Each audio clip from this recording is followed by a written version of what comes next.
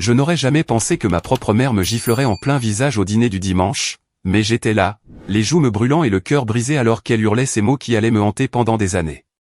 Tout a commencé quand maman a soudainement posé sa fourchette, m'a regardé droit dans les yeux et a dit avec le plus grand sérieux, « Billy, j'ai besoin que tu me donnes ta carte de crédit tout de suite.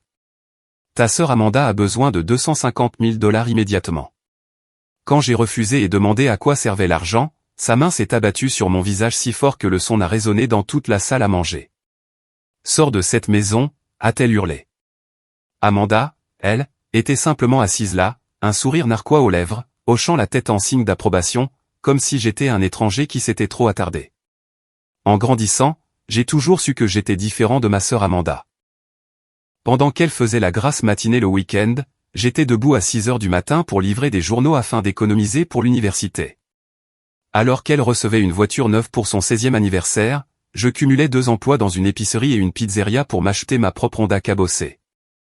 Mes parents appelaient ça « forger le caractère », mais j'ai remarqué qu'Amanda ne semblait jamais avoir besoin de se forger le caractère.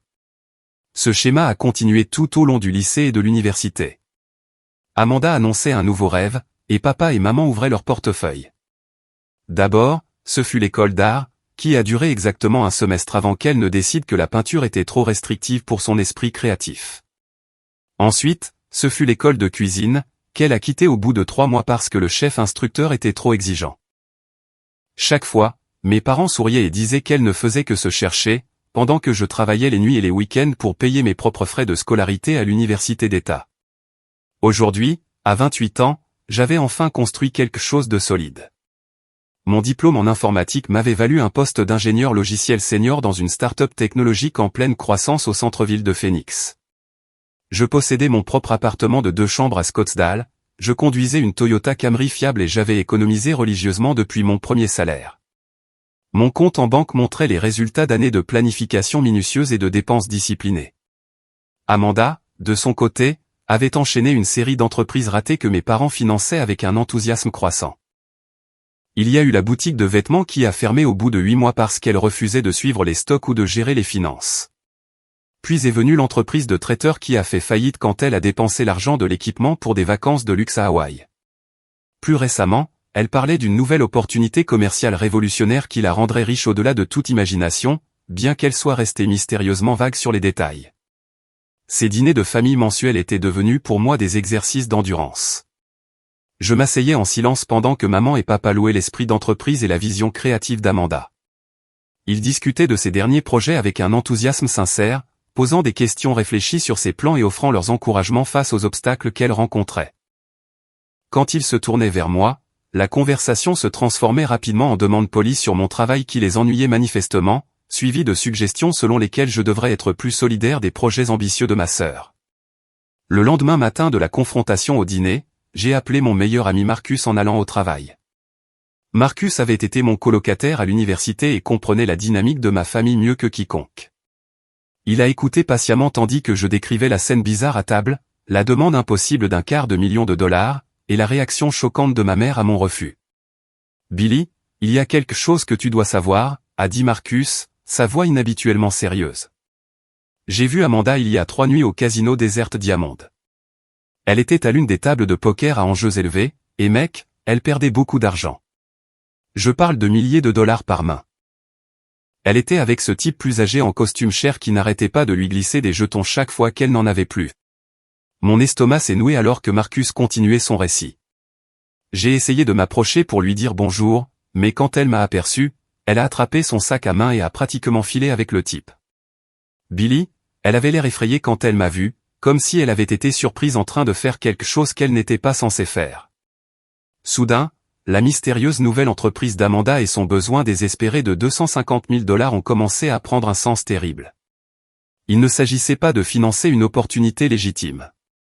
Ma sœur s'était mise dans de sérieux ennuis, et mes parents étaient soit complètement dans l'ignorance, soit ils ignoraient volontairement les signes avant-coureurs. Je n'arrivais pas à oublier ce que Marcus m'avait dit à propos d'Amanda au casino. Quelque chose n'allait vraiment pas et je devais comprendre à quoi j'avais vraiment affaire avant que cela ne détruise ma famille.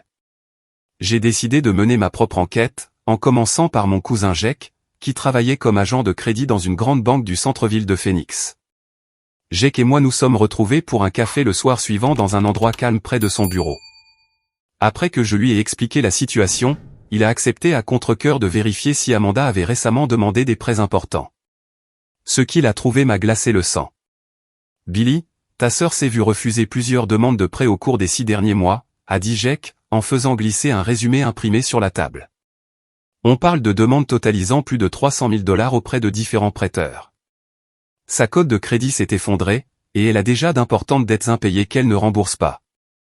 Les chiffres sur le papier dépeignaient une personne en perte de contrôle total. Amanda devait de l'argent à des sociétés de cartes de crédit, avait fait défaut sur un prêt automobile et avait même emprunté sur une sorte de police d'assurance vie. Selon les recherches de Jake, son ratio dette-revenu la rendait essentiellement non bancable auprès de toute institution financière légitime. Il y a plus, a continué Jake en baissant la voix. J'ai appelé un ami qui travaille dans le crédit commercial. Amanda a approché son entreprise il y a 2 mois avec une histoire de financement d'urgence pour une crise médicale familiale. Quand ils ont demandé des documents, elle s'est mise en colère et a quitté leur bureau en claquant la porte. Armé de ces informations, je me suis rendu à l'immeuble d'Amanda le samedi matin suivant. Je n'y étais allé qu'une seule fois auparavant, il y a environ 1 an, lorsqu'elle avait invité la famille à voir son nouvel appartement. C'était un complexe haut de gamme avec une piscine et un centre de fitness, le genre d'appartement qui coûterait au moins 2 000 $ de loyer par mois. En arrivant à son immeuble, j'ai immédiatement remarqué que son nom ne figurait plus sur l'annuaire des boîtes aux lettres. J'ai monté les escaliers jusqu'à son appartement du 3e étage et j'ai trouvé un avis collé sur la porte indiquant que l'appartement était disponible à la location. Mon cœur s'est mis à battre la chamade en réalisant que ma sœur avait été expulsée. Madame Patterson, une femme âgée de l'appartement voisin, a ouvert sa porte alors que je lisais l'avis. « Vous cherchez la jeune femme qui habitait là ?» a-t-elle demandé gentiment. Elle a déménagé il y a environ 2 semaines. Pauvre petite ? Je me suis présenté comme le frère d'Amanda et j'ai demandé si Madame Patterson avait vu ce qui s'était passé. L'histoire qu'elle m'a racontée était profondément troublante. Votre sœur semblait être une si gentille fille, toujours si bien habillée et elle conduisait cette jolie BMW blanche, a commencé Madame Patterson. Mais il y a environ 1 mois, des hommes ont commencé à venir la chercher. Ils n'étaient pas brutaux ou quoi que ce soit, mais ils étaient très sérieux, portaient des costumes et posaient beaucoup de questions sur son emploi du temps et sur l'heure à laquelle elle serait à la maison. Madame Patterson a décrit comment Amanda était devenue de plus en plus nerveuse et sur les nerfs. Elle regardait par la fenêtre avant de quitter son appartement et avait commencé à se garer à différents endroits du complexe au lieu d'utiliser sa place attitrée. La nuit où elle a déménagé, il était presque minuit, a continué Madame Patterson. Elle avait un camion de location et elle pleurait en emballant ses affaires. Elle n'arrêtait pas de regarder par-dessus son épaule comme si elle avait peur que quelqu'un arrive. Je lui ai proposé mon aide, mais elle a dit qu'elle devait se dépêcher et ne pouvait pas s'arrêter pour parler. Cela dépeignait l'image de quelqu'un fuyant de graves ennuis, pas de quelqu'un lançant une nouvelle entreprise excitante. J'ai remercié Madame Patterson pour son temps et je me suis rendu directement au bureau de l'ancienne associée d'Amanda, une femme nommée Sarah, qui avait travaillé avec elle sur l'entreprise de traiteur qui avait échoué. J'ai trouvé Sarah à son nouveau travail de gérante d'un restaurant au centre-ville de Tampa. Quand j'ai expliqué qui j'étais et pourquoi je voulais parler, son expression est immédiatement devenue méfiante et mal à l'aise. Je me demandais quand quelqu'un de la famille d'Amanda finirait par se montrer, a dit Sarah, me conduisant à une banquette tranquille dans un coin. Écoutez, je ne voulais pas causer de problème à votre famille, c'est pourquoi je n'ai jamais rien dit, mais votre sœur a failli détruire ma vie. L'histoire de Sarah était dévastatrice. Elle et Amanda avaient été partenaires à parts égales dans leur entreprise de traiteur, chacune apportant 15 000 $ pour démarrer. Elles avaient un accès partagé au compte bancaire de l'entreprise et avaient convenu que tout retrait de plus de 500 $ nécessitait les 2 signatures. Environ 4 mois après le début de l'activité, j'ai remarqué que de l'argent disparaissait de notre compte, a expliqué Sarah. De petites sommes au début, quelques centaines par-ci par-là, mais ensuite c'est devenu plus important. Quand j'ai confronté Amanda, elle avait toujours une explication sur des dépenses d'urgence ou des achats d'équipements, mais elle ne pouvait jamais produire de reçu. Sarah avait fait confiance aux explications d'Amanda jusqu'à ce qu'elle découvre que plus de 20 000 $ avaient été retirés à son insu et sans son consentement. Lorsqu'elle a exigé des comptes sur la destination de l'argent, Amanda est devenue sur la défensive et a accusé Sarah d'être contrôlante et suspicieuse. J'ai finalement compris qu'elle utilisait notre compte d'entreprise comme sa tirelire personnelle, a dit Sarah, sa voix remplie d'une vieille douleur et de colère. Elle jouait avec notre argent, Billy. Elle faisait des avances de fonds sur notre ligne de crédit d'entreprise et perdait tout dans les casinos. Quand je l'ai menacée de la dénoncer pour vol, elle m'a supplié de ne pas porter plainte parce que cela détruirait sa relation avec vos parents. Contre son meilleur jugement, Sarah avait accepté de ne pas impliquer la police, mais le mal était déjà fait. Elle avait été contrainte de déclarer faillite lorsque l'entreprise s'est effondrée, et son crédit personnel avait été ruiné par les dettes qu'Amanda avait accumulées. Sarah était encore en train de reconstruire sa vie financière 3 ans plus tard. J'ai essayé d'avertir vos parents indirectement, a dit Sarah à la fin de notre conversation. J'ai appelé votre mère et lui ai suggéré d'être prudent avec les affaires d'Amanda, mais votre mère a juste pensé que j'étais vindicative à cause de la mauvaise fin de notre partenariat. En rentrant de cette rencontre, j'ai réalisé qu'Amanda mentait et volait systématiquement les gens depuis des années. Elle avait utilisé la bonne réputation de notre famille et la réticence des gens à créer des drames comme un bouclier pour se protéger des conséquences. Le schéma devenait clair, et j'étais terrifié par ce qu'elle pourrait préparer ensuite. Armé de preuves concrètes de l'addiction au jeu d'Amanda et de son historique de vol, j'ai décidé qu'il était temps d'avoir une conversation sérieuse avec mes parents. Je ne pouvais pas rester les bras croisés et les regarder potentiellement tout perdre pour financer le comportement destructeur de ma sœur. Le jeudi soir, je me suis rendu chez eux dans le centre de Phoenix, avec des copies de tous les documents que Jake avait fournis et des notes de mes conversations avec Madame Patterson et Sarah. Papa et maman regardaient les informations du soir quand je suis arrivé. Ils semblaient surpris de me voir, car notre dernière interaction s'était très mal terminée, mais ils m'ont invité à entrer et m'ont offert un café. Je me suis assis en face d'eux dans le salon où j'avais passé d'innombrables soirées dans mon enfance et j'ai commencé à expliquer ce que j'avais découvert sur la situation réelle d'Amanda. Maman, papa, j'ai besoin que vous m'écoutiez très attentivement, ai-je commencé, en posant les papiers de demande de prêt sur la table basse entre nous. Amanda n'a pas besoin d'argent pour une entreprise légitime. Elle a un grave problème de jeu et elle a menti à tout le monde sur ce qui se passe réellement dans sa vie. Je leur ai exposé les découvertes de Jake sur les multiples refus de prêts et les dettes croissantes d'Amanda. J'ai décrit le récit de Marcus l'ayant vu au casino perdre des milliers de dollars avec un inconnu qui lui avançait de l'argent. J'ai expliqué comment elle avait été expulsée de son appartement et comment Madame Patterson avait vu des hommes suspects la chercher. Au lieu d'inquiétude ou d'alarme, le visage de maman a commencé à rougir de colère pendant que je parlais. « Billy, je n'arrive pas à croire que tu puisses t'abaisser à ce point, dit-elle, la voix s'élevant. Es-tu si jaloux de la réussite de ta sœur que tu inventerais ces horribles mensonges pour essayer de la saboter quand elle a besoin d'aide? Mon père, qui était habituellement le médiateur calme dans les conflits familiaux, m'a choqué en frappant du poing sur la table basse. C'est exactement le genre de comportement vindicatif que nous attendons de toi, Billy. Amanda nous a dit que tu pourrais essayer de nous monter contre elle parce que tu as toujours été jaloux de son esprit d'entreprise. J'ai regardé mon père, incrédule. Papa, ce ne sont pas des mensonges. Ce sont des documents de banque et de compagnie d'assurance. J'ai des témoins qui ont vu ce qui s'est passé. Amanda vole de l'argent et ment aux gens depuis des années. Assez. A crié maman, se levant et pointant la porte. Je ne resterai pas assise dans ma propre maison à t'écouter calomnier ta sœur avec ces histoires fabriquées. Amanda nous a prévenu que tu pourrais essayer quelque chose comme ça parce que tu es en colère qu'on t'ait demandé d'aider la famille. La conversation a complètement dérapé alors que mes parents refusaient même de regarder les preuves que j'avais apportées.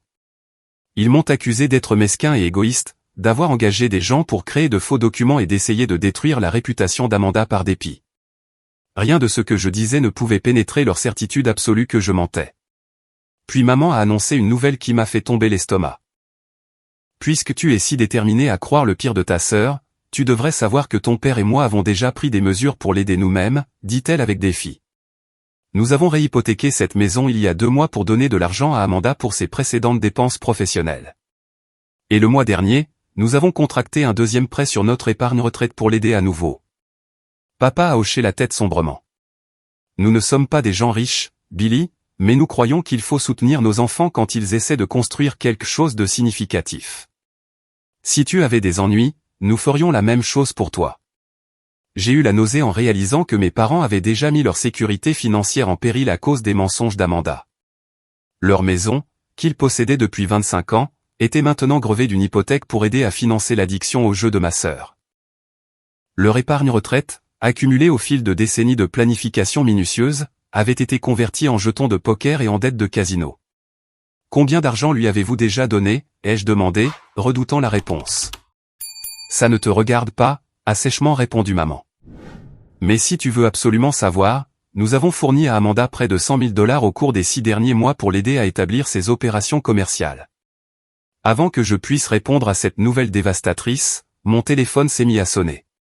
L'identifiant de l'appelant affichait le nom d'Amanda, ce qui semblait être une coïncidence impossible compte tenu de ce dont nous discutions. Contre mon meilleur jugement, j'ai répondu à l'appel et l'ai mis sur haut-parleur pour que mes parents puissent entendre. Billy, Dieu merci tu as répondu, la voix d'Amanda est parvenue au téléphone, sanglotante et paniquée. J'ai besoin que tu m'écoutes très attentivement car je n'ai pas beaucoup de temps. Ces gens à qui je dois de l'argent, ils m'ont attrapé devant mon appartement et ils me retiennent quelque part. Je ne sais pas où je suis, mais ils ont dit que si je ne leur donne pas 250 000 $ d'ici vendredi, ils vont me faire très mal. Maman a halté et a tendu la main vers le téléphone, mais je l'ai tenue éloignée d'elle alors qu'Amanda continuait son histoire. Ils m'ont forcé à développer ce problème de jeu, Billy. Ils ont menacé de s'en prendre à notre famille si je ne continuais pas à jouer dans leur casino et à perdre de l'argent. J'ai essayé d'arrêter, mais ils ont dit qu'ils s'en prendraient à maman et papa si je ne continuais pas à leur donner ce qu'ils voulaient. Je sais que ça semble fou, mais ce sont des gens dangereux liés au crime organisé. La voix d'Amanda tremblait de ce qui semblait être une terreur authentique alors qu'elle fournissait un numéro de compte où je devais virer l'argent. Elle a affirmé que ses ravisseurs lui permettaient de passer cet unique appel téléphonique pour organiser le paiement. Et si je ne transférais pas les fonds d'ici vendredi soir, elle disparaîtrait pour toujours. S'il te plaît, Billy. Je sais que je n'ai pas été la meilleure des sœurs, mais je t'en supplie de me sauver la vie. Ces gens ne bluffent pas. Ils m'ont montré ce qu'ils ont fait à quelqu'un d'autre qui ne pouvait pas payer, et je n'arrive pas à me sortir ces images de la tête. L'appel s'est terminé brusquement, nous laissant tous les trois assis dans un silence stupéfait. Maman pleurait et cherchait son sac à main, parlant de se rendre immédiatement à la banque pour virer à Amanda tout l'argent auquel elle pouvait accéder. Papa faisait les 100 pas dans le salon, marmonnant qu'il allait appeler la police et exiger qu'il retrouve sa fille. Mais quelque chose dans l'histoire d'Amanda ne me semblait pas juste. Le timing était trop commode, son explication trop élaborée, et sa performance émotionnelle trop parfaitement calibrée pour manipuler les peurs de mes parents. J'avais vu Amanda mentir de manière convaincante de nombreuses fois auparavant, et cela ressemblait à sa tromperie la plus ambitieuse à ce jour. Maman, papa, s'il vous plaît, ne faites rien de précipité, dis-je, en essayant de rester calme tandis que mon esprit s'emballait. Si Amanda a vraiment été enlevée, nous devons appeler le FBI, pas virer de l'argent sur un compte quelconque. Les vraies victimes d'enlèvement n'ont pas le droit de passer de longs appels téléphoniques pour négocier les conditions de paiement. Mes parents m'ont regardé avec un dégoût et une déception qui m'ont blessé plus profondément que n'importe quel coup physique. Billy, ta sœur est en danger de mort, et tout ce à quoi tu peux penser, c'est de protéger ton précieux argent, a dit maman avec mépris. Amanda avait raison à ton sujet. Quand ça compte vraiment, tu ne penses qu'à toi-même. Papa a prononcé l'ultimatum qui allait hanter notre relation pendant des années. Fils, ta mère et moi avons pris notre décision. Nous allons faire tout ce qu'il faut pour ramener Amanda à la maison saine et sauve. Si tu n'es pas prêt à contribuer l'argent dont elle a besoin pour sauver sa vie, alors tu n'es plus le bienvenu dans cette famille. Nous trouverons un autre moyen d'obtenir l'argent, mais nous n'oublierons pas que tu as abandonné ta sœur quand elle avait le plus besoin de toi. J'ai quitté la maison de mes parents ce soir-là en sachant que notre relation était fondamentalement brisée.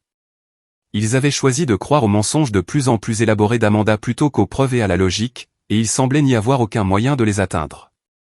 En rentrant chez moi dans les rues calmes de Phoenix, je me suis demandé comment ma famille était devenue si dysfonctionnelle que permettre un comportement destructeur était considéré comme de l'amour, tandis que demander la vérité et la responsabilité étaient traités comme une trahison. Je ne pouvais pas me défaire du sentiment que l'histoire de l'enlèvement d'Amanda était une manipulation élaborée conçue pour extorquer de l'argent à notre famille avant que quiconque puisse enquêter plus avant sur sa situation réelle. Le timing était trop parfait, et son récit d'avoir été forcé à une addiction au jeu par le crime organisé ressemblait plus à un film qu'à la réalité. J'ai décidé de prendre ces affirmations suffisamment au sérieux pour les signaler aux autorités compétentes, ce qui aiderait soit à la secourir si elle disait la vérité, soit à exposer ses mensonges si elle menait une autre arnaque. Le lendemain matin, j'ai appelé le département de police de Phoenix et j'ai demandé à parler à quelqu'un au sujet d'un possible enlèvement. J'ai été transféré à l'inspectrice Maria Rodriguez, qui a écouté attentivement tandis que je décrivais l'appel téléphonique d'Amanda et ses affirmations d'être retenue contre sa volonté par des personnes liées à des dettes de jeu, M. Thompson, je vous remercie d'avoir signalé cela, mais je dois partager avec vous des informations qui pourraient changer votre perspective sur cette situation, a déclaré l'inspectrice Rodriguez après que j'ai fini d'expliquer les circonstances. En fait, nous enquêtons sur votre sœur Amanda depuis plusieurs mois dans le cadre d'une enquête plus large sur des fraudes. Mon cœur s'est mis à battre la chamade alors que l'inspectrice Rodriguez continuait. Amanda n'a pas été enlevée, Billy. Elle travaille volontairement avec un groupe d'escrocs spécialisés dans l'arnaque aux membres de la famille et aux amis par le biais de scénarios d'urgence élaborés. Nous la surveillons et elle participe activement à la planification de ces stratagèmes. L'inspectrice Rodriguez m'a demandé de venir au poste de police pour discuter de ce que je savais des activités récentes d'Amanda et de fournir toute documentation que je pourrais avoir sur sa situation financière. Quand je suis arrivé 2 heures plus tard, elle m'a montré des preuves qui ont complètement brisé ma compréhension de ce que ma sœur était devenue. Ceci est une vidéo de surveillance d'hier après-midi, environ 4 heures avant qu'Amanda ne vous passe cet appel paniqué, a dit l'inspectrice Rodriguez, en tournant son écran d'ordinateur vers moi. La vidéo montrait Amanda assise dans un restaurant chic de Scottsdale, riant et trinquant avec des coupes de champagne avec le même homme plus âgé et bien habillé que Marcus avait vu avec elle au casino. Son nom est en fait Amanda Thompson, mais elle utilise plusieurs fausses identités lorsqu'elle approche des victimes potentielles, a expliqué l'inspectrice. L'homme avec qui elle est, c'est Robert Chen, et il est le chef de ce réseau de fraude. Ils identifient des personnes ayant de l'argent et des liens familiaux solides, puis créent des scénarios de crise élaborés conçus pour extorquer de grosses sommes rapidement avant que quiconque puisse enquêter trop en profondeur. L'inspectrice Rodriguez m'a montré des dossiers sur 3 autres familles qui avaient été victimes des stratagèmes d'Amanda au cours de l'année écoulée. Dans chaque cas, Amanda s'était liée d'amitié avec quelqu'un ayant des parents riches, puis avait fabriqué des urgences nécessitant des transferts d'argent importants et immédiats. Elle avait prétendu être en phase terminale d'un cancer en demandant à une famille de l'argent pour un traitement expérimental. Elle avait fait semblant d'être coincée dans un pays étranger, ayant besoin d'argent pour une caution d'une autre famille. L'histoire de l'enlèvement n'était que son dernier scénario créatif. Ce qui rend votre sœur particulièrement efficace, c'est qu'elle utilise une connaissance émotionnelle réelle de ses cibles, a poursuivi l'inspectrice Rodriguez. Elle sait exactement sur quel bouton appuyer parce qu'elle a de véritables relations avec les personnes qu'elle escroque. Sa propre famille représente son plus gros gain potentiel car elle comprend la psychologie de vos parents mieux que quiconque. L'inspectrice a expliqué qu'Amanda vivait dans un appartement de luxe à Scottsdale sous un faux nom, financé par l'argent qu'elle avait volé à ses victimes précédentes. L'expulsion de son ancien appartement avait été mise en scène pour créer des preuves étayant son histoire de difficultés financières. Même le récit de Madame Patterson sur les hommes suspects avait été orchestré avec des membres du réseau de fraude se faisant passer pour des créanciers afin d'établir la couverture d'Amanda.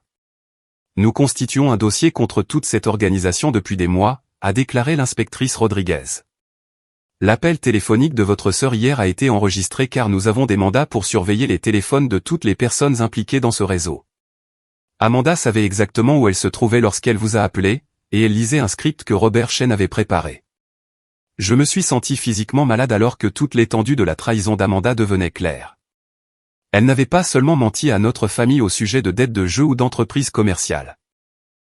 Elle avait systématiquement manipulé les émotions des gens et exploité leur amour pour elle dans le cadre d'une entreprise criminelle organisée. Chaque larme qu'elle avait versée, chaque appel désespéré à l'aide avait été soigneusement calculé pour maximiser la pression psychologique sur ses cibles. Inspectrice Rodriguez, mes parents prévoient de virer de l'argent pour sauver la vie d'Amanda, dis-je d'urgence. Ils ont déjà hypothéqué leur maison et utilisé leur épargne retraite sur la base de ces mensonges précédents. S'ils envoient plus d'argent maintenant, ils pourraient perdre tout ce qu'ils possèdent. Je crains que vos parents n'aient déjà agi suite aux demandes d'Amanda, a répondu l'inspectrice d'un air sombre.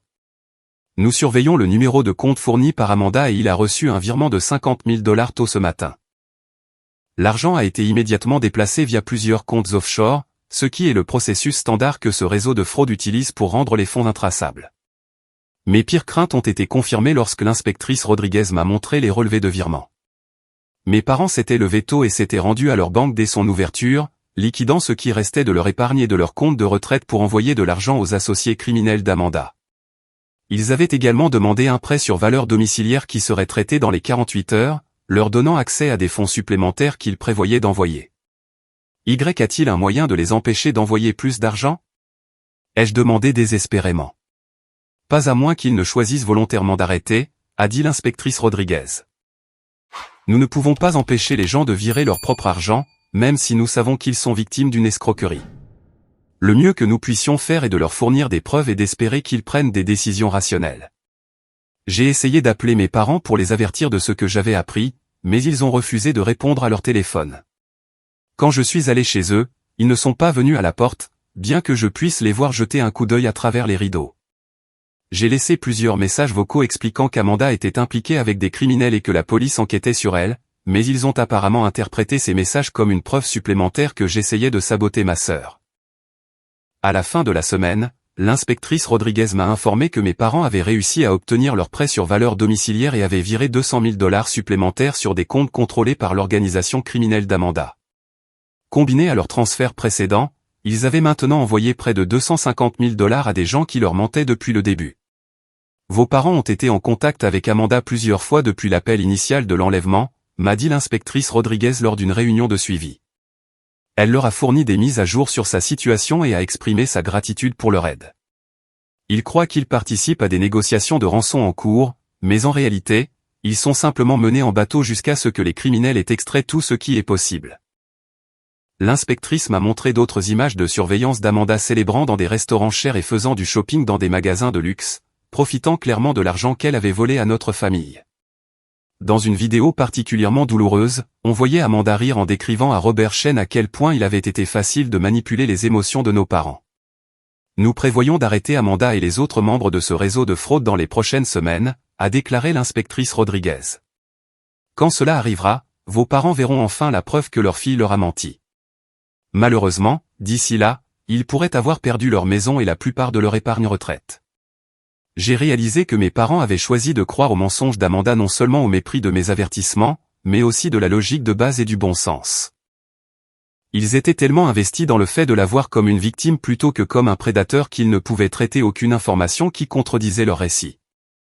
Amanda avait exploité leur amour parental et l'avait transformé en une arme contre leur propre sécurité financière. Regarder mes parents détruire leur avenir financier tout en refusant de reconnaître la réalité était une agonie. Mais j'ai décidé de faire une dernière tentative pour les sauver d'une ruine complète. Si Amanda dirigeait un réseau de fraude organisée, je devais trouver un moyen de la faire admettre la vérité officiellement, créant une preuve si convaincante que même mes parents ne pourraient pas la rejeter.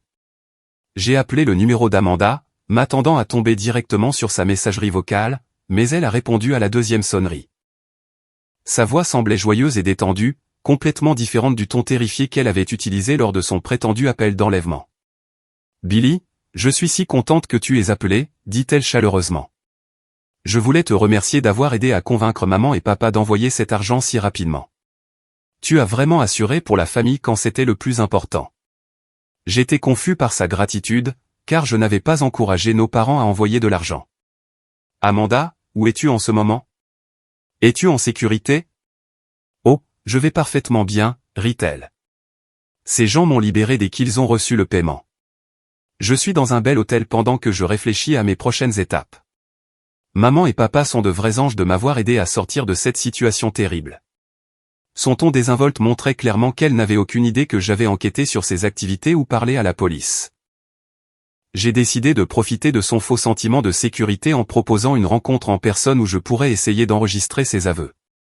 Amanda, je me sens très mal de la façon dont j'ai réagi quand maman m'a demandé de l'aide pour la première fois, dis-je, en essayant de paraître désolé. J'y ai réfléchi, et je réalise que j'aurais dû être plus solidaire. J'aimerais te rencontrer en personne pour m'excuser et pour discuter de la façon dont je peux contribuer à t'aider à te remettre sur pied. Amanda a accepté avec enthousiasme de me rencontrer l'après-midi suivant dans un café du centre de Phoenix. Elle semblait excitée à l'idée d'accéder à mon compte d'épargne et a suggéré que nous pourrions discuter d'opportunités commerciales où je pourrais investir dans ses futures entreprises. J'ai passé la soirée à trouver comment activer la fonction d'enregistrement vocal de mon smartphone, espérant capturer une preuve qui pourrait enfin convaincre mes parents qu'ils étaient trompés. Le café était bondé quand je suis arrivé, ce qui offrait une bonne couverture pour notre conversation. Amanda est arrivée avec 15 minutes de retard, l'air en bonne santé et bien reposée, malgré le fait qu'elle ait été supposément enlevée et traumatisée quelques jours plus tôt.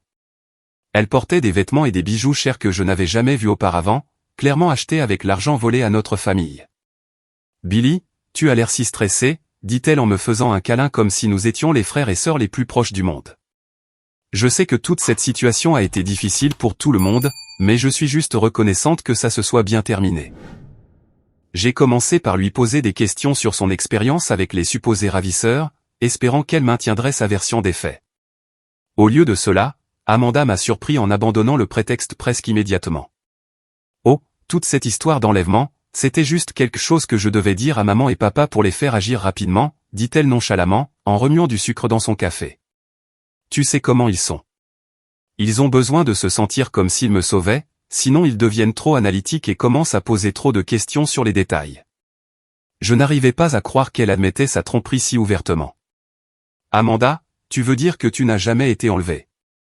Elle a ri comme si j'avais demandé si le ciel était bleu. Bien sûr que non, Billy. C'était juste une histoire que j'ai utilisée parce que j'avais besoin d'argent rapidement et je savais que maman et papa réagiraient à ce genre de scénario d'urgence.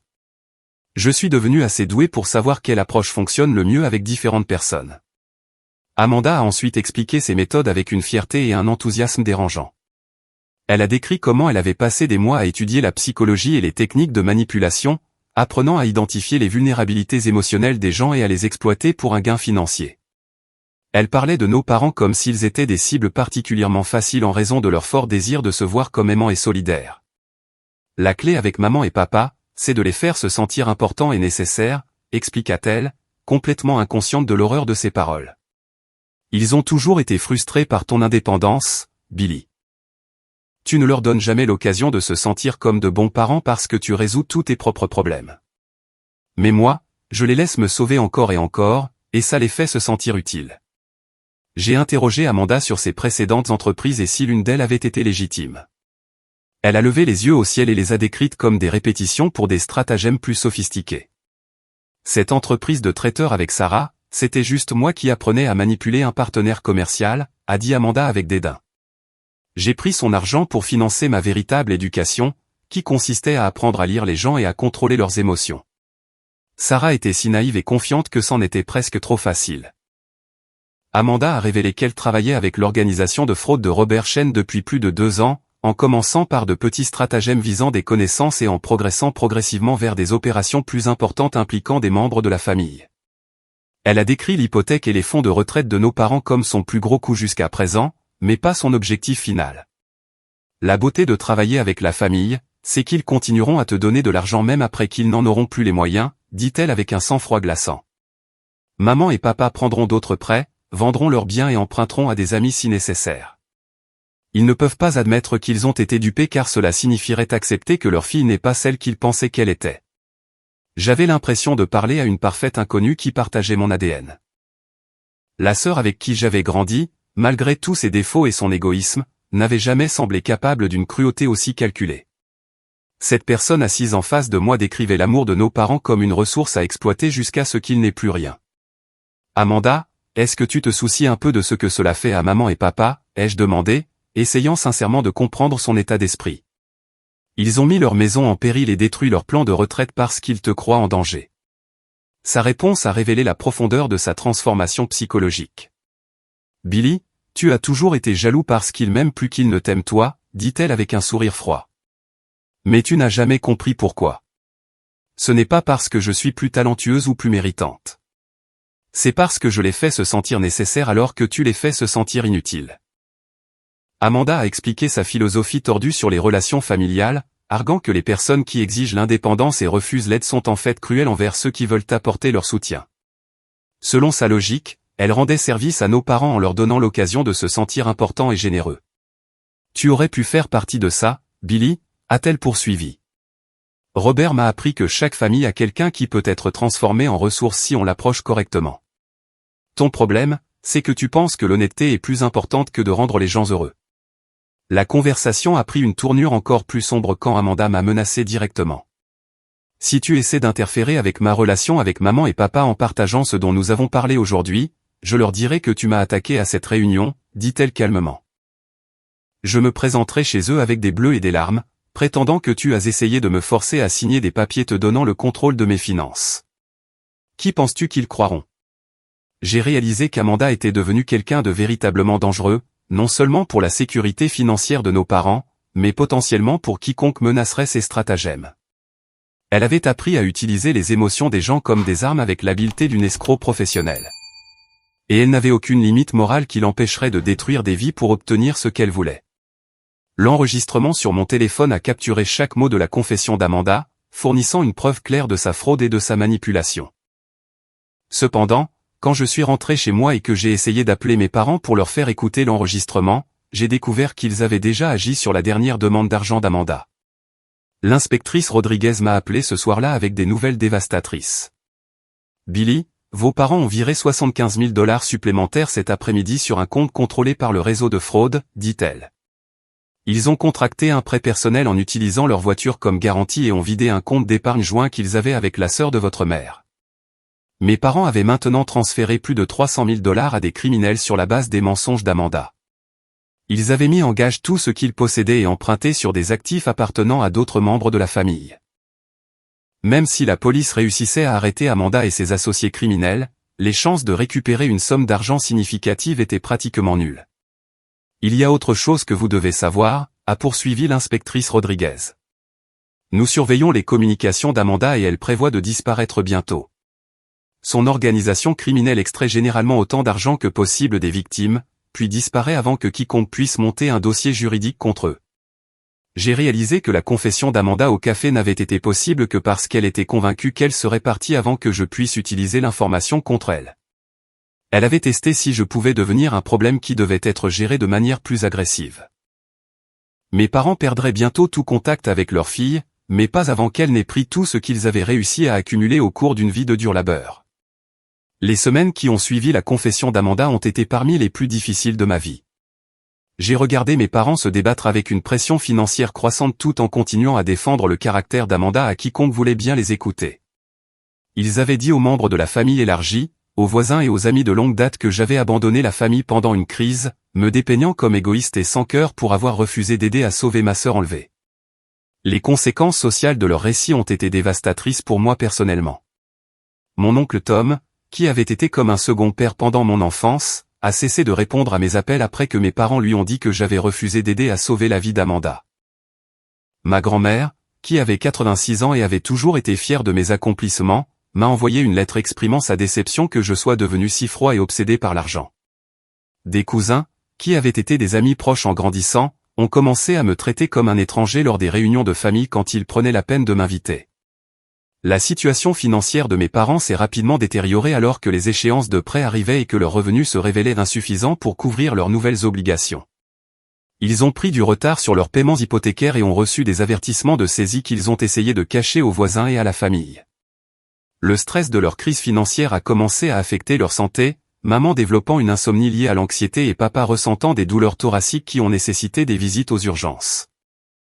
6 mois après qu'Amanda ait été supposément sauvée de ses ravisseurs, l'inspectrice Rodriguez a appelé avec une mise à jour qui a fourni la première lueur d'espoir dans ce cauchemar. Billy, je voulais vous informer que nous avons finalement procédé à des arrestations dans cette affaire de fraude, dit-elle. Amanda et 4 autres membres de l'organisation criminelle ont été placés en garde à vue à Las Vegas dans le cadre d'une opération coordonnée impliquant plusieurs organismes d'application de la loi.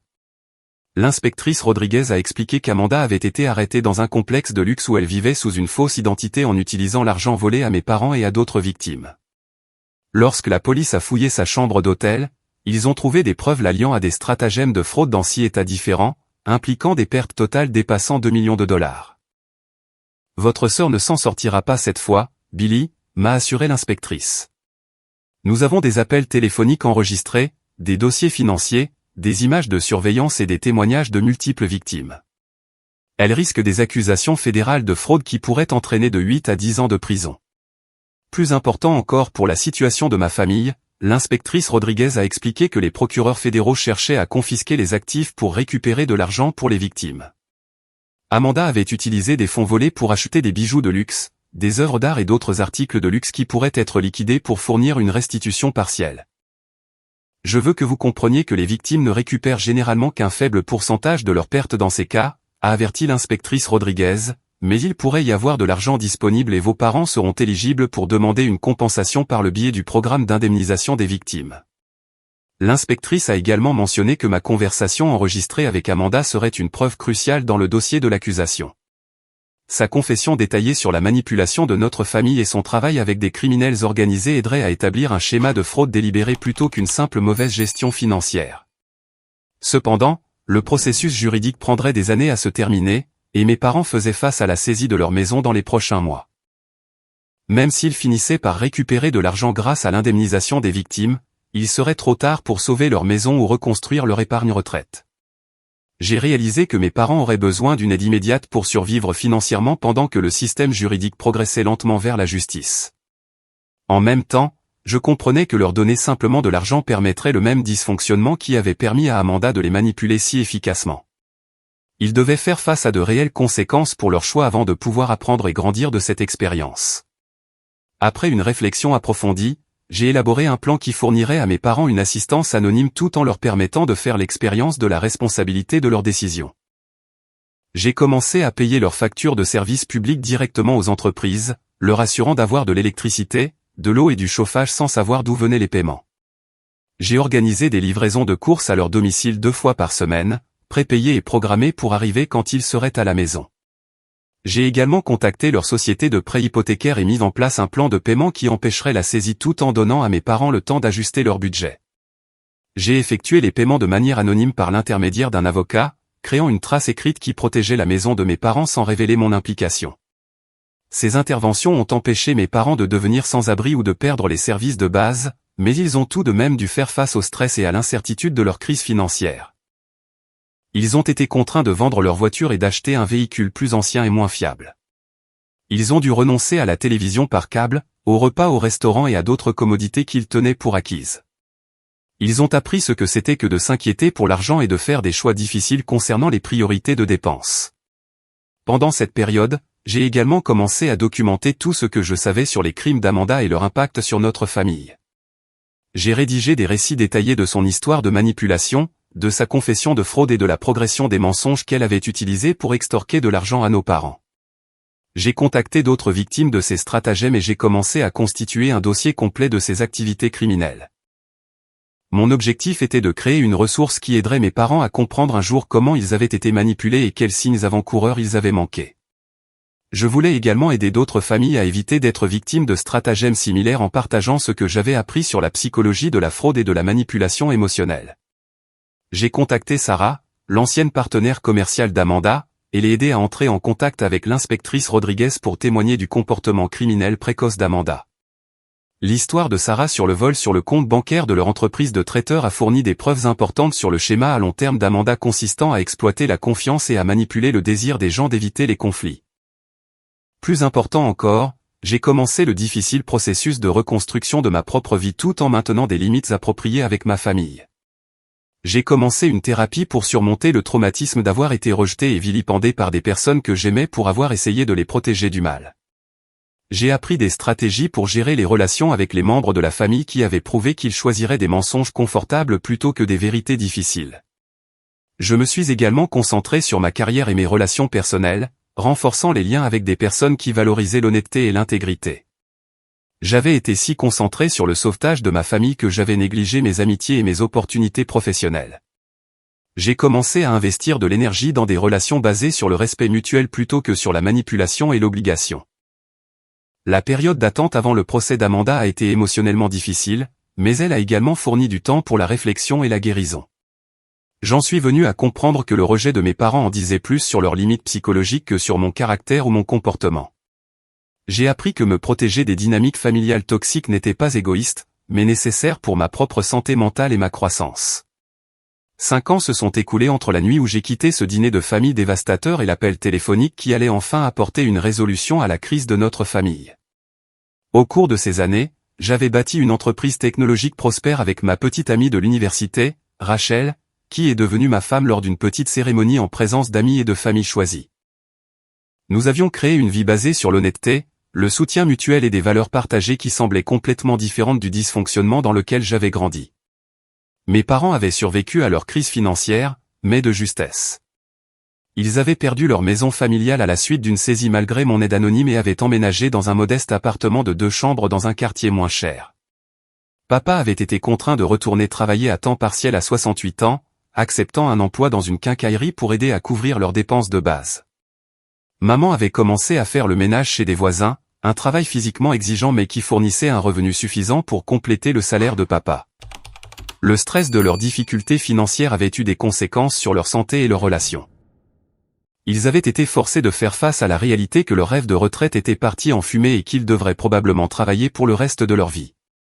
Cependant, cette période de difficulté avait aussi commencé à leur enseigner des leçons sur la distinction entre les désirs et les besoins, et sur l'importance de la planification financière et de la pensée sceptique. J'avais maintenu un contact minimal avec mes parents pendant ces 5 ans, envoyant des cartes d'anniversaire et des vœux de fin d'année, mais évitant une implication plus profonde dans leur vie. Ce n'était pas par colère ou ressentiment, mais par la reconnaissance que nos relations avaient besoin de limites claires pour prévenir toute nouvelle manipulation et dysfonctionnement.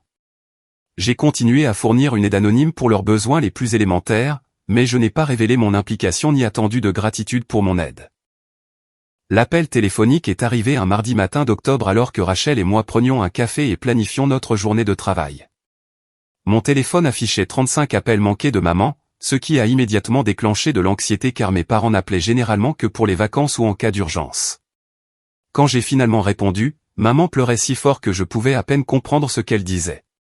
« Billy, j'ai besoin de te voir », a-t-elle réussi à dire entre deux sanglots. « Il est arrivé quelque chose avec Amanda et ton père, et je me suis complètement trompé sur tout. Nous devons nous excuser auprès de toi, et nous devons t'expliquer ce que nous avons appris. » Cet après-midi-là, j'ai retrouvé mes parents dans un café près de leur appartement, un terrain neutre qui semblait plus sûr pour toutes les personnes concernées. Ils avaient l'air plus âgés et plus fragiles que dans mon souvenir, usés par des années de stress et de dur labeur.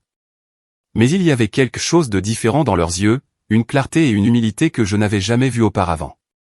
Amanda a été condamnée hier, a commencé papa tranquillement. 8 ans dans une prison fédérale pour fraude et complot. Le juge a lu une déclaration décrivant toutes les familles qu'elle avait détruites et tout l'argent qu'elle avait volé. Billy, elle nous a pris près de 400 000 $, et nous n'étions qu'une des 12 familles qu'elle avait ciblées. Maman m'a tendu un dossier contenant des articles de journaux sur le procès et la condamnation d'Amanda. Les gros titres racontaient une histoire que j'avais vécue, mais que mes parents commençaient seulement à comprendre, une femme de la région condamnée pour un réseau de fraude multi-États, et une organisation criminelle a escroqué des familles de plus de 2 millions de $. Le procureur a fait jouer un enregistrement pendant le procès, a poursuivi maman, la voix tremblante. C'était Amanda qui parlait à quelqu'un de la facilité avec laquelle elle nous manipulait, de la façon dont elle planifiait cela depuis des années, et du fait qu'elle n'avait jamais ressenti aucune culpabilité à prendre notre argent. J'ai reconnu la description de ma conversation au café avec Amanda, l'enregistrement qui avait capturé sa confession détaillée de fraude et de manipulation. Entendre ces mots joués dans une salle d'audience avec des avocats, des juges et des journalistes présents avaient finalement forcé mes parents à affronter la réalité de ce que leur fille était devenue.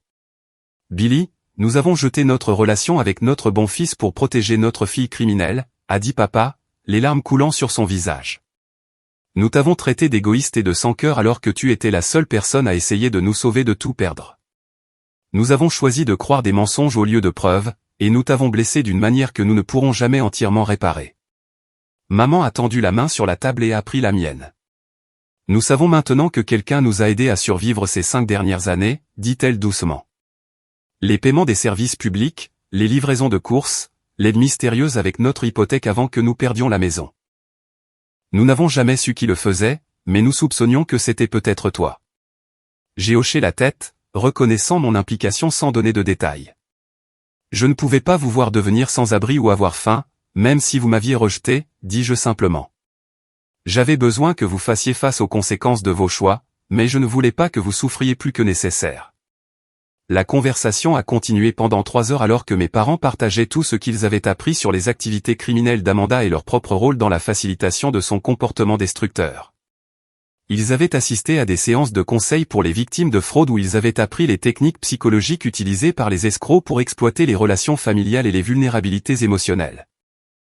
Nous comprenons maintenant qu'Amanda nous a ciblés parce qu'elle savait que nous voulions nous sentir importants et nécessaires, a expliqué maman. Elle nous a constamment donné des occasions de la sauver, ce qui nous faisait nous sentir comme de bons parents, même si en réalité, nous encouragions un comportement terrible. Papa a décrit comment ils en étaient venus à réaliser que mon indépendance et ma réussite, qu'ils avaient interprété comme un rejet de leur aide, était en fait un signe de développement sain et de caractère fort. Tu n'as jamais eu besoin que nous te sauvions parce que tu avais appris à résoudre les problèmes et à prendre la responsabilité de ta vie, a-t-il dit. Cela aurait dû nous rendre fiers, pas rancuniers. Mes parents n'ont pas demandé d'argent ni attendu que je résolve leurs problèmes financiers actuels. Ils ont reconnu qu'ils avaient fait des choix qui ont conduit à des conséquences avec lesquelles ils vivraient pour le reste de leur vie. Mais ils voulaient reconstruire notre relation basée sur l'honnêteté, le respect et des attentes réalistes plutôt que sur la manipulation et le fantasme. Oh, nous ne pouvons pas changer ce que nous avons fait, Billy, a dit maman alors que notre conversation touchait à sa fin. Mais nous voulons passer le temps qu'il nous reste à essayer d'être le genre de parents que tu mérites d'avoir. Nous voulons apprendre de nos erreurs et devenir des personnes en qui tu peux avoir confiance et que tu peux respecter. J'ai accepté de commencer à reconstruire notre relation progressivement, avec des limites claires et une communication honnête. J'ai proposé de les aider à trouver de meilleurs emplois et un logement plus abordable, mais seulement s'ils s'engageaient à la transparence concernant leurs finances et leur prise de décision. J'ai également insisté pour qu'ils continuent le conseil afin de travailler sur les problèmes psychologiques qui les avaient rendus vulnérables à la manipulation d'Amanda. Au cours des mois suivants, mes parents ont prouvé leur engagement au changement par des actions cohérentes plutôt que par de simples mots. Ils ont trouvé des emplois mieux rémunérés, ont déménagé dans un appartement plus agréable et ont commencé à reconstituer leur épargne grâce à une budgétisation et une planification financière prudente. Ils ont commencé une thérapie pour comprendre leurs erreurs parentales et ont appris à apprécier ma stabilité au lieu de la ressentir. Nous avons établi une nouvelle tradition de dîner de famille mensuel où Rachel et moi cuisinions pour mes parents et nous partagions des nouvelles de nos vies et de nos objectifs. Ces repas étaient complètement différents des rassemblements dysfonctionnels du passé, caractérisés par une communication honnête, un respect mutuel et un soin sincère pour le bien-être de chacun. 6 mois après la condamnation d'Amanda, nous avons reçu un avis indiquant qu'une partie de l'argent serait disponible grâce à l'indemnisation des victimes. Alors que les procureurs liquidaient les actifs achetés avec des fonds volés, mes parents étaient éligibles pour récupérer environ 15% de ce qu'ils avaient perdu, assez pour fournir un petit coussin pour les urgences, mais pas assez pour restaurer leur sécurité de retraite.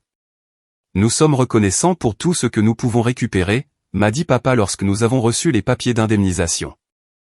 Mais nous avons appris que notre bonheur ne dépend pas d'avoir beaucoup d'argent ou de vivre dans une grande maison. Nous sommes plus heureux maintenant dans notre petit appartement que lorsque nous nous mentions à nous-mêmes à propos d'Amanda. Le moment le plus guérisseur de notre réconciliation est venu lorsque mes parents ont assisté à la célébration de notre 5e anniversaire de mariage avec Rachel. Ils avaient manqué notre mariage original parce qu'ils étaient en froid avec moi à l'époque, mais ils ont pu être présents pour notre renouvellement de vœux d'anniversaire. Les voir célébrer notre relation et exprimer une fierté sincère pour la vie que nous avions construite ensemble était comme un cadeau que je n'avais jamais espéré recevoir. Amanda a écrit des lettres de prison que personne d'entre nous n'a choisi de lire. Selon l'inspectrice Rodriguez, ces lettres contenaient généralement des tentatives manipulatrices de se présenter comme une victime des circonstances et de susciter la sympathie pour une libération anticipée. Nous avons décidé que maintenir aucun contact était le choix le plus sain pour toutes les personnes concernées. L'expérience m'a appris que parfois, le plus grand acte d'amour est de permettre aux gens de faire face aux conséquences de leurs choix. Car ce n'est que par la responsabilité que peuvent survenir une guérison et une transformation véritable. Encourager un comportement destructeur, même avec de bonnes intentions, finit par nuire à toutes les personnes impliquées et empêche la croissance qui vient de l'apprentissage de leçons difficiles. Mes parents ont appris que soutenir ses enfants ne signifie pas croire tout ce qu'ils vous disent ou financer chaque demande qu'ils font. Le véritable amour exige du discernement, des limites, et parfois le courage de dire non quand quelqu'un que vous aimez adopte un comportement autodestructeur. Notre famille est plus petite maintenant, mais elle est plus saine et plus honnête qu'elle ne l'a jamais été. Nous avons appris à valoriser l'intégrité plutôt que l'harmonie, la vérité plutôt que le confort, et la responsabilité plutôt que la complaisance. Le douloureux voyage à travers la trahison d'Amanda et ses conséquences nous a finalement rapprochés en nous apprenant à quoi devraient ressembler des relations familiales authentiques. Rachel et moi avons maintenant 2 jeunes enfants qui grandissent dans un environnement familial caractérisé par l'honnêteté, la responsabilité et un amour inconditionnel qui n'excuse pas les comportements nuisibles. Mes parents sont des grands-parents dévoués qui ont appris de leurs erreurs et s'engagent à soutenir un développement sain plutôt qu'à permettre le dysfonctionnement. L'histoire de la crise de notre famille et de sa guérison éventuelle est devenue quelque chose que je partage avec d'autres personnes qui font face à des situations similaires impliquant la fraude, la manipulation et le dysfonctionnement familial. Les leçons que nous avons apprises sur la reconnaissance de la manipulation émotionnelle et le maintien de limites appropriées ont aidé d'autres familles à éviter les erreurs que nous avons commises et à se remettre plus rapidement des trahisons. Avez-vous déjà eu à choisir entre protéger quelqu'un que vous aimez et le protéger des conséquences de ses actes? Comment équilibrez-vous la loyauté familiale avec les limites personnelles lorsque quelqu'un que vous aimez adopte un comportement destructeur? J'aimerais beaucoup lire vos pensées et vos expériences dans les commentaires ci-dessous. Si cette histoire a résonné en vous, n'hésitez pas à lui donner un « j'aime » et à la partager avec d'autres qui pourraient bénéficier d'entendre parler de notre parcours. N'oubliez pas de vous abonner pour plus d'histoires sur la manière de surmonter les défis familiaux et de construire des relations plus saines. Merci d'avoir écouté notre histoire et j'espère qu'elle encouragera quiconque est aux prises avec des dynamiques familiales difficiles similaires. Rappelez-vous que choisir la vérité plutôt que le confort est toujours le chemin vers une guérison et une croissance véritable.